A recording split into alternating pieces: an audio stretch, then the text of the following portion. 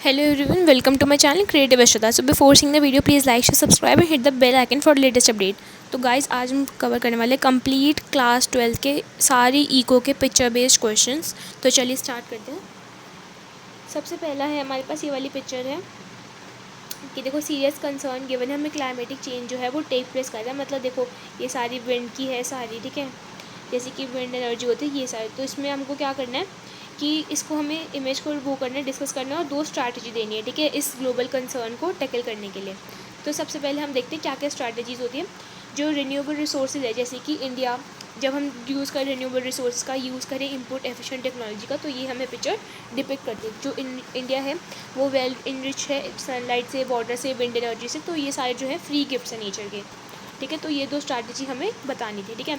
And ये हमको क्या दे रहे हैं कि ये हमारी क्या है, सोलर पैनल है, क्योंकि सन की रेस से देखो पैनल्स बन रहे हैं ना, सोलर पैनल है, ठीक है। चलिए अब ये देखते हैं ये हमारा क्या है। ये हमारी आपको वो लग रहा है ना कि ये हमारी जैगरी मेकिंग है, जैगरी मेकिंग है। तो ये हमारी पिक्चर क्या रिप्रेजेंट कर रही है, जैगरी मेकिंग। तो चलिए अब हम देखते हैं जो कैजुअल वर्क है वो एक मेजर सोर्स है एम्प्लॉयमेंट का रूरल इंडिया में। तो हमें डिस्कस करना है कॉन्सेप्ट ऑफ सेल्फ एम्प्लॉयड और हायर्ड वर्कर के बारे में। तो हमें दे रखा है casual worker, casual wage worker की इमेज दे रखी है। तो सबसे पहले हम देखते हैं सेल्फ एम्प्लॉयड क्या होता है। जो बंदा खुद से अपने आप से काम करता है, ठीक है, to earn the own livelihood, वो बंदा खुद से वो ओन और ऑपरेट करता है, तो उसको हम बोलते हैं सेल्फ एम्प्लॉयड। जैसे सीमेंट शॉप है वो सेल्फ एम्प्लॉयड है। हायर वर्कर क्या होते हैं, जो वो वर्कर्स होते हैं जो वर्क करते हैं दूसरे लोगों के लिए। दो टाइप की हार्ड वर्क होते हैं, कैजुअल और रेगुलर वर्कर्स, ठीक है। तो अब ये वाली पिक्चर देखते हैं कि ये पिक्चर क्या आइडेंटिफाई करती है। देखो आप देख सकते हैं ये एक तराजू है, इसमें यहाँ पे इनफॉर्मल दे रखे हैं और यहाँ पे फॉर्मल दे रखे हैं। मतलब हमें फॉर्मल और इनफॉर्मल वर्कफोर्स के बारे में बात करी गई, ठीक है। हमको इसके इम्पैक्ट बताने हैं इंडियन, क्या कहते हैं, इंडियन इकॉनमी में इसके क्या क्या इम्पैक्ट है। जो गिवन इमेज है वो डिपिक्ट करते हैं drift of image workforce from formal और इनफॉर्मल। मतलब जो लोग फॉर्मल से इनफॉर्मल में जा रहे हैं, जो फॉर्मल से इनफॉर्मल जा रही है, ये पिक्चर हमें ये डिपिक्ट करती है। इस सिचुएशन क्या बोलते हैं, इनफॉर्मलाइजेशन ऑफ वर्कफोर्स। जो इंडियन इकोनॉमी है यहाँ पे जो इनफॉर्मल सेक्टर है वो कंसिस्ट करती है एक्टिविटीज़ जो कि फोकस करते हैं प्राइमरी प्रोडक्शन के लिए स्मॉल स्केल बेसिस के ऊपर। और जो इनफॉर्मल है वो क्या होता है, उसकी कोई भी गारंटी नहीं होती, ठीक है, ना फिक्स वर्किंग आती है ना जॉब सिक्योरिटी होती है, ठीक है। अब हम देखते हैं ये वाली किसकी पिक्चर रिप्रेजेंट करती है। The concept of rural banking depicted in this picture is. तो ये सारी कोऑपरेटिव सोसाइटी है, तो ये सारी कोऑपरेटिव सोसाइटी जहाँ पे वुमेन सारी एकत्रित होकर वो सब करती है, ठीक है, बातें, जहाँ ऑर्गेनाइजेशन फॉर्म करती है जहाँ पे बातें कर करके economic interest of the member का फुलफिल किया जाता है। तो ये वाली पिक्चर देखते हैं। ये वाली पिक्चर किसकी है, identify the situation depicted in the given picture and explain the environmental challenges. तो हम देखते हैं ये पिक्चर किसकी है। ये पिक्चर है हमारी ग्लोबल वार्मिंग की। आप देख सकते हैं कि कितना ज़्यादा पोल्यूशन हो रखा है, कितना ज़्यादा अर्थ डैमेज हो रखी है, ठीक है, ग्लोबल वार्मिंग की है। ग्लोबल वार्मिंग ग्रेजुअली इंक्रीज होता है अर्थ की एवरेज टेम्परेचर पे, ठीक है। तो इससे क्या कहते हैं, सी लेवल इंक्रीज होता है, ठीक है, एक्सटेंशन हो जाती है बहुत सारी स्पीशीज़ की, बहुत ज़्यादा ट्रॉपिकल स्टॉर्म्स आते हैं, इंक्रीज होता है ट्रॉपिकल डिजीज़ में, ठीक है। तो इसमें क्या होता है कि we are running out of the time, act now before it's too late, ठीक है, रिप्रेजेंट करता है अर्जेंसी ऑफ कि हमें कंट्रोल लेना चाहिए। अब ये वाली पिक्चर आप देख सकते हैं। Dash is extended to the members in rural area who pool their resources through small saving। जहाँ पे small saving आ गया तो micro credit program without collateral और लो इंटरेस्ट रेट। तो इसकी एक्सप्लेनेशन क्या है, जो माइक्रो क्रेडिट प्रोग्राम है SHG से, जिसमें जो पीपल है मोबिलाइज करते हैं अपनी सेविंग्स और लोन्स देते हैं मेम्बर्स को, ये kind of self employed program हो गया, ठीक है। अब इसमें आप देख सकते हैं ये जॉबलेस ग्रोथ ही किसकी करती है, अनएम्प्लॉयमेंट ग्रोथ की। तो इसमें हमको वैलिड रीज़न देने सपोर्ट ऑफ द आंसर। तो चलिए अब हम आंसर देखते हैं। हमें इसको रीजंस क्या क्या हो गए, जो इकोनॉमिक रिफॉर्म्स है इम्प्लीमेंट हुए थे उससे क्या हो गया था, बहुत ज़्यादा इंटरनेशनल जो कंपनीज़ है वो हमारी कंट्रीज़ में आ गई थी, इससे जो एम्प्लॉयमेंट है बहुत ज़्यादा हो गई थी। ये जो सारी कंपनीज़ है ये है डेवलप कंट्री से, जो सारी कंपनीज़ आई है वो डेवलप कंट्री से आई है, बहुत ज़्यादा टेक्नोलॉजिकली एफिशिएंट है। ये रिड्यूस करती है प्रोडक्शन कॉस्ट। और जो इंडियन कंपनीज़ है वो फॉलो करती है suit for the fear of the, मतलब उनको लगता है कि ये जो हमारी इंडियन की इकॉनमी है, wise Indian economy growing without creating jobs, मतलब कि इंडियन इकॉनमी सिर्फ हमारी ग्रो कर जा रही है और बहुत ज़्यादा कंपटीशन हो रहा है, बैकवर्डनेस हो रही है। तो चलिए हम देखते हैं। अब हमको इंटरप्रेट करना है pictures with reference to the current environmental. ये हमने देखा है ग्लोबल वार्मिंग, ठीक है। ग्लोबल वार्मिंग क्या होता है, ग्रेजुअल इंक्रीज होता है अर्थ की एवरेज टेम्परेचर और अर्थ का लोअर एटमॉस्फेयर में। ये कॉज होता है by the increase in the carbon dioxide और other green house gases. Burning of fossil fuels और डिफॉरेस्टेशन जो है मेजर कॉज है ग्लोबल वार्मिंग का। जो ग्लोबल वार्मिंग है वो रिस्पॉन्सिबल है melting of polar ice leading to rise in the sea level और कोस्टिंग फ्लड एक्सेट्रा। अब ये वाली पिक्चर आप देख सकते हैं, ये भी किसकी है, ग्लोबल वार्मिंग की। हमने अभी ऊपर देखी ना, जो गिवन इमेज है वो इंडिकेट कर दिया ग्लोबल वार्मिंग की। जो ग्लोबल वार्मिंग है वो ग्रेजुअल इंक्रीज है अर्थ का एवरेज टेम्परेचर में। तो ये जो स्टेटमेंट है, we are running out of time, act now before it's too late, ये रिप्रेजेंट करता है अर्जेंसी ऑफ एक्शन। यही सेम क्वेश्चन रिपीट हो चुका है, ठीक है। अब हम देखते हैं, इंटरप्रेट करते हैं इस पिक्चर को, डिक्टोमी ऑफ एनवायरमेंटल डिग्रेडेशन। तो आप देख सकते हैं would for the domestic fuel और वुड फॉर द मैन्युफैक्चरिंग कितनी ज़्यादा है, ठीक है। जो एनवायरमेंटल डिग्रेडेशन है वो पॉइंट करता है पैराडॉक्स सिचुएशन इंडिया में। पैराडॉक्स मतलब कि किसी चीज़ की कमी होना, और ये एविडेंट है इस इमेज में। ये एकरिंग कर रही है और एक्सपैंड कर रही है owing due to strategic poverty, मतलब बहुत ज़्यादा पॉवर्टी हो रही है, और सेम टाइम पे एक्सेलरेट कर रही है form rapidly expanding production activity. जैसे कि पॉवर्टी हो गया, इसका बहुत बड़ा यूज़ हो गया, ठीक है। और चलिए नेक्स्ट क्वेश्चन चलते हैं। ये देख सकते हैं, आप देख सकते हैं कि मनी लेंडर कैसे इनको एक्सप्लॉइट कर रहा है, ठीक है। डिस्ट्रेस सेल क्या होती है, डिस्ट्रेस सेल क्या होती है, डिस्ट्रेस सेल वो सेल होती है जहाँ पे जब फार्मर्स को हम फोर्स करते हैं कि वो एग्रीकल्चर प्रोडक्ट वो उगाए बिना किसी उनको, मतलब उनके पास पैसे भी नहीं तब भी उनको हम बोल दें कि हाँ भाई तुम एग्रीकल्चर प्रोडक्ट उगाओ, ठीक है। इसमें तो कुछ ऐसा दिया नहीं हुआ। और अब ये देखते हैं हाँ ये क्वेश्चन है ना, हाँ ये हमें डिफाइन करना है, ये कौन सी एक्टिविटी ये शो करती है हमें लाइफ स्टॉक फार्मिंग, जिसको हम बोलते हैं एनिमल हस्बेंड्री। इसमें हमको टाइप ऑफ प्रोडक्शन एक्टिविटीज़ बतानी है कि एनिमल हस्बेंड्री है या फिर हॉर्टिकल्चर। तो हम देख सकते हैं साफ साफ कि एनिमल हस्बेंड्री है जो कि शो हो रही है अब पिक्चर में, ठीक है। लाइफ स्टॉक फार्मिंग हो रही है जिसको हम बोलते हैं एनिमल हस्बेंड्री। एनिमल हस्बेंड्री क्या होता है, जब हम रियर एंड टीयर करते हैं इसको एनिमल्स को हम रियर एंड टीयर करते हैं, जैसे पोल्ट्री हो गया, कैटल हो गया, गोट्स हो गया, शीप्स हो गए, सारी इंपॉर्टेंट कंपोनेंट्स है लाइफ स्टॉक के इंडिया में। जो पोल्ट्री है वो 61% होती है, कैटल और बफेलो 22%, गोट और शीप जो है 16% होती है, ठीक है, टोटल लाइफ स्टॉक में। 2019 में इंडिया के पास 303 मिलियन कैटल थी जिसमें 110 बफेलो थी, ठीक है। तो हमको ये बताया कि जो प्रेजेंटली जो हमारा लाइफ स्टॉक है वो हमारा नियरली 70 मिलियन है, ठीक है। स्मॉलर मार्जिनल फार्मर्स के इन कंट्री साइड बहुत सारी वुमेन भी काम कर रही है, ठीक है। इसमें आप देख सकते हैं पिक्चर्स में कि एक्सप्लेन करना हमें स्ट्रैटेजी कि हम कंट्रोल कर रही है इकोलॉजिकल डिजीज़। तो ये क्या देख सकते हैं कि बहुत सारा पोल्यूशन निकल रहा है, ठीक है। तो ये हो गया हमारा एयर पोल्यूशन, ये किस वजह से हो, बहुत ज़्यादा जब हम इंडस्ट्रियल को यूज़ कर रहे हैं, इंडस्ट्रीज़ बहुत सारे ग्रो कर रहे हैं, ठीक है। बहुत सारा हेल्थ इश्यूज़ आ जाएगी, इसमें एनवायरमेंटल डिग्रेडेशन होगा तो बहुत सारे एटमॉस्फेयर में, ठीक है, और नॉशियस गैस हो जाएगी, पर्टिकुलरली मैटर। तो इसको जो हम इसकी बजाय हमें क्या यूज़ करना चाहिए, सोलर पावर यूज़ करना चाहिए, विंड पावर, ताकि हमारा जो इकोलॉजिकल बैलेंस है वो मेंटेन रहे और हमारा एयर पोल्यूशन कंट्रोल में है। तो अब आप देख सकते हैं ये क्या है, हमारा ग्रीन हाउस गैस है, ठीक है। Rise in the global temperature, यहाँ पे तो हमको हिंट दे रखा, तो हो गया हमारा ग्लोबल वार्मिंग। एक स्ट्रैटेजी है जिससे हम ग्लोबल वार्मिंग को रिड्यूस कर सकते हैं, ओवरकम कर सकते हैं, वो है हमारी विंड एनर्जी। जो विंड पावर है वो एक पॉपुलर सोर्स है सस्टेनेबल रिन्यूएबल एनर्जी का। इस एरिया पे जो स्पीड और जो विंड है वो बहुत ज़्यादा हाई होती है, तो विंड मिल जो है वो प्रोड्यूस करेगा इलेक्ट्रिसिटी को बिना एनवायरनमेंट को इम्पैक्ट करे। तो आप देख सकते हैं ये पिक्चर किसका है, तो हमको साफ साफ दिखे कि पेड़ कट रहा है ना।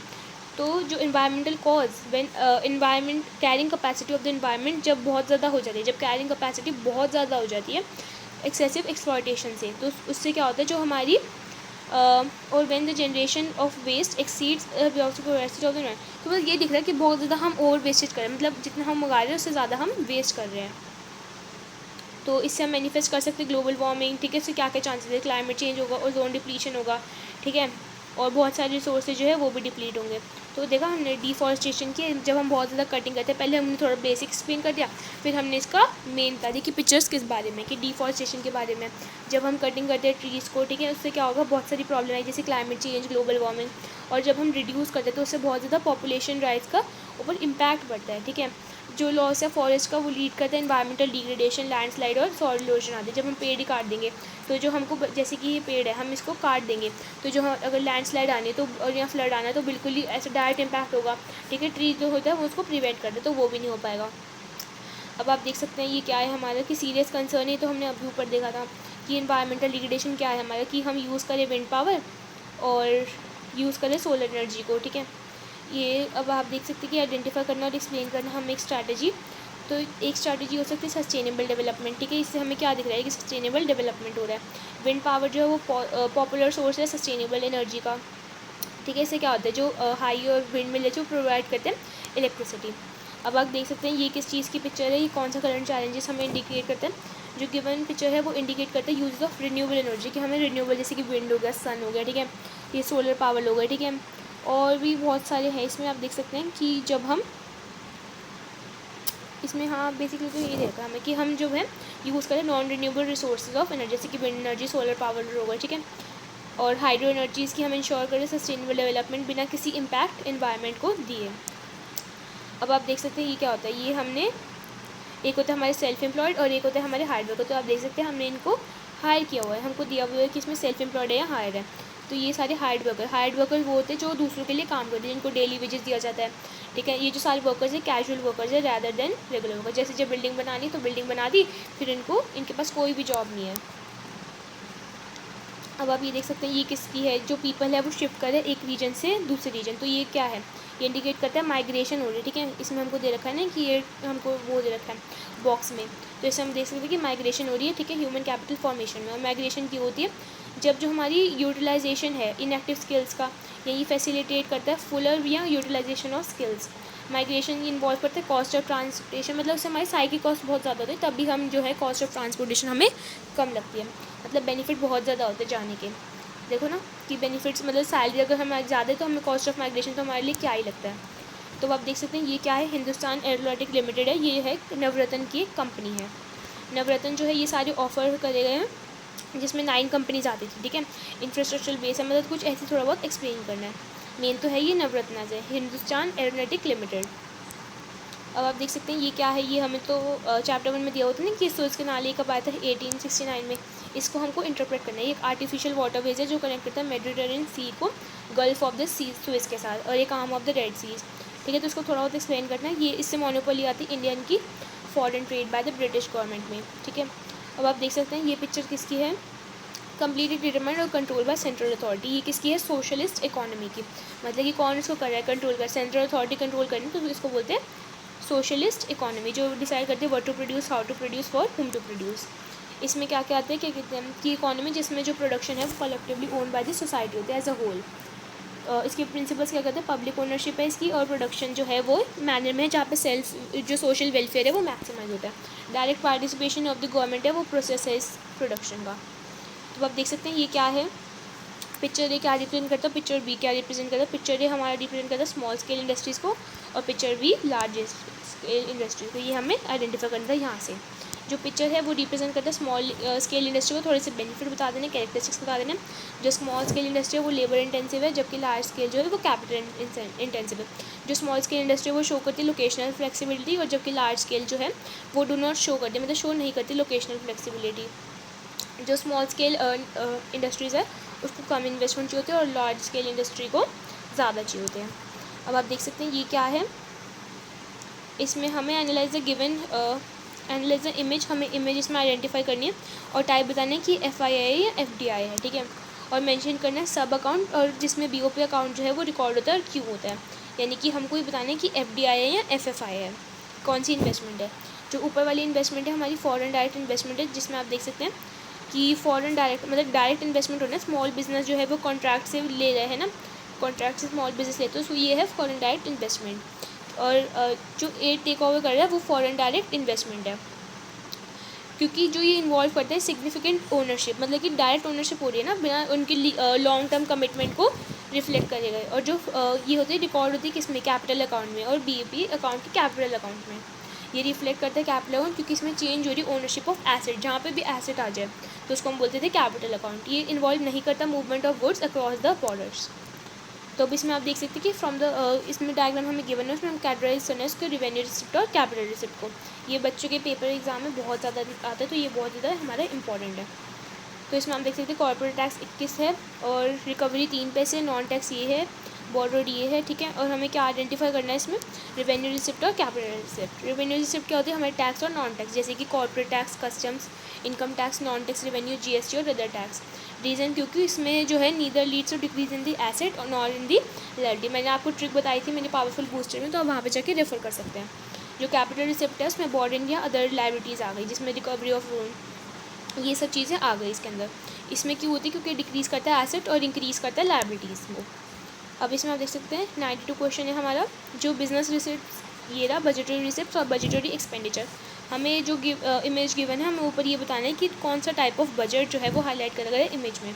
जो बजट है वो हमारा डेफिसिट बजट है, यानी कि हमारा रिसिप्ट हमारी बहुत ज़्यादा है एक्सपेंडिचर से, जो हमारा डेफिसिट बजट है, जिसमें जो बजट जो जो हमारे एक्सपेंडिचर है वो ग्रेटर है गवर्नमेंट की रिसिप्ट से, तो वो होते हैं हमारे बजटेड रिसिप्ट। ठीक है, तो ये पूरा हमारा ख़त्म हो चुका है। मैंने आपको पूरी जितनी भी हमारी संदीप गर्ग एनसीईआरटी सब कुछ है पिक्चर बेस्ड क्वेश्चन, वो मैंने आपको सब कुछ कवर करवा दिया। मैंने अलग अलग सोर्सेस से लिए, तो अगर आपको वाटर मार्क लग रहा है तो कोई बात नहीं। तो आई होप आपको वीडियो अच्छी लगी तो लाइक करना, शेयर करना, चैनल पर नहीं तो सब्सक्राइब करना। बाय।